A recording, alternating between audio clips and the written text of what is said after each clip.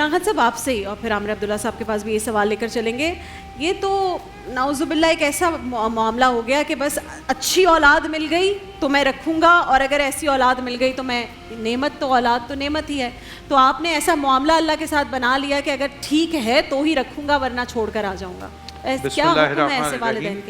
سب سے پہلے تو میں دارالسکون والوں کو مبارکباد دوں گا کہ ایک بہت اچھا کام جو انسانیت کی خدمت کا ہے وہ سر انجام دے رہے ہیں. نہ صرف وہ بلکہ وہ تمام لوگ جو مختلف سطحوں پر عوام الناس کی خدمت کر رہے ہیں, تو یقیناً یہ بہت بڑا اجر و ثواب کا کام ہے جو کر رہے ہیں. اللہ ان کو اجر عظیم عطا فرمائے.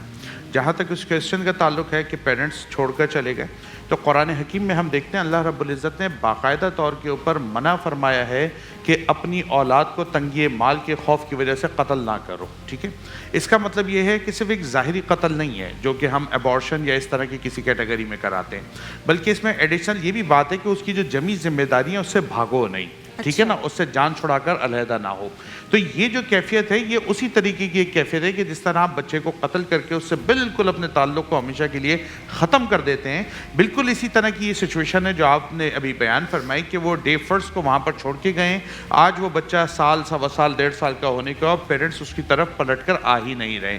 اچھا, ہونا یہ چاہیے تھا اولاً تو آپ اس کو اون کر دیں. ٹھیک ہے نا, اس بچے کا کیا قصور تھا دنیا میں آنے سے پہلے, یہ آپ کی وجہ سے دنیا میں آیا ہے, تو ہونا تو یہ چاہیے تھا آپ اس کو اون کرتے.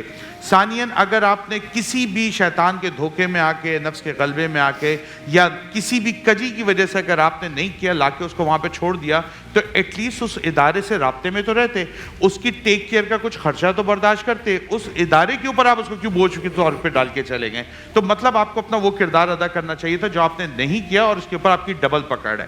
پھر آپ نے ایک ایڈیشنل بات, ابھی ہم جب وقفے ہوئے تھے تو یہ بات ہوئی تھی کہ ایک کمپلین یہ بھی ہے کہ جناب جو ڈونرز آتے ہیں وہ ڈونرز آ کے یہ بات کرتے ہیں کہ ہم جو اپنا پیسہ دے رہے ہیں وہ صرف بچوں کے کھانے پینے یا اس کے اوپر خرچ ہو. اب جیسے بنیادی ضرورت ایک ڈائپرز کی ہے, وہ صرف بچوں کے لیے نہیں ہے, کیونکہ دارالسکون میں تو بڑی عمر تک لوگ ظاہر ہے وہیں پر گرو کر رہے ہوتے ہیں, تو وہ ذہنی طور پر چونکہ معذور ہے اور فزیکلی بھی ہیں, تو وہ بڑی عمر تک ڈائپرز میں رہتے ہیں. تو یہ اس کا ایک مسئلہ یہ ہے 4 کروڑ کا خرچہ ہے, لیکن ڈونرز آ کے کہتے ہیں کہ اس پہ ثواب نہیں ملے گا ہمیں. نہیں, بالکل ایسی بات نہیں ہے. اصل میں ڈونرز کے ذہن میں ہمارے کچھ لوگوں نے یہ بات بٹھا دی ہے کہ صرف نیکی جو ہے نا لوگوں کو کھانا کھلانا ہے, اس لیے ہم چوکوں پر بھی کھانا کھلا رہے ہیں, ہم روڈوں پر بھی کھلا رہے ہیں, اور گستاخی معاف, ہم نے بہت لوگوں کو بھکاری بنا دیا اس طرح کھانا کھلا کھلا کے. حالانکہ صرف کھانا نہیں ہے, اس کے علاوہ بھی بہت ساری چیزیں نیکی ہیں. آپ مجھے بتائیے 4 کروڑ روپے سالانہ کون بندہ اس کو افورڈ کرے گا؟ تو ظاہر ہے کوئی ڈونر ہی ہوگا نا, کوئی کنٹریبیوٹر ہوگا جو اپنا رول پلے کرے گا. اور آپ یہ کس بنیاد پر دعویٰ کر سکتے ہیں کہ جناب اس پہ ہمیں نیکی نہیں ملے گی؟ بچوں کی پاکی ہے, طہارت ہے, ان کے جسم کے اوپر 10 بیماریاں ہیں جو کہ اس غلاظت کی وجہ سے لگ سکتی ہیں, تو ایک ڈائپرس ان کو 10 چیزوں کے اندر ہیلپ آؤٹ کرتا ہے. پھر جو وہاں کا عملہ ہے وہ نہ میرا نوکر ہے نہ آپ کا ذاتی نوکر ہے کہ وہ بچوں کی اور گندگیوں کو صاف کرتا پھرے. تو اگر ہمارے پاس ایک بہتر سولوشن ڈائپرس کی صورت میں موجود ہے اور ہم اس میں کچھ کنٹریبیوٹ کرتے ہیں, تو ہم یہ کیوں سوچ رہے ہیں کہ اللہ کی رحمت ہمیں اس میں سے اپنا حصہ نہیں دے گی؟ مکمل ثواب ہے, اور اس میں یقیناً ثواب ملے گا, اور آپ کا کنٹریبیوشن جو ہے اس پر آپ کو اللہ بدل دے گا, اور ہو سکتا ہے ان کی گندگیوں کی صفائی کی وجہ سے اللہ میرے نفس کی گندگیوں کو بھی مجھ سے دور. کیا بات ہے, کیا بات ہے.